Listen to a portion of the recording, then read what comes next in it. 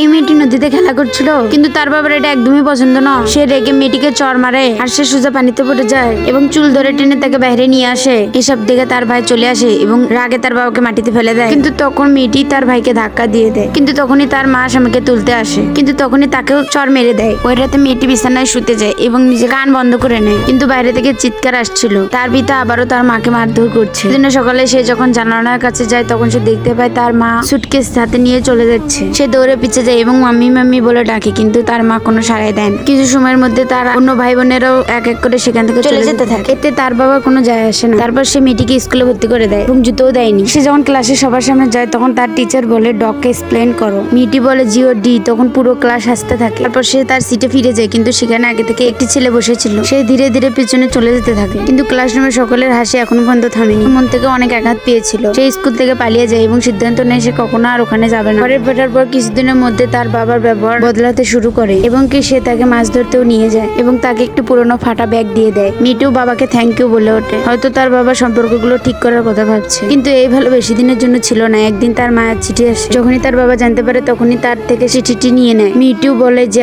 বাবা আমাকে পড়ে শোনো। তারপর সে চিঠিটি একাই পড়ে নেয় এবং তারপর পকেট থেকে লাইটার বের করে এবং চিঠিগুলো জ্বালিয়ে দেয়। তারপর বন্ধুরা চিঠিতে কি লেখা ছিল জানতে আমাদের চ্যানেলটি লাইক করে সাবস্ক্রাইব করো। এমন করে পার্ট 2 লিখে যাও।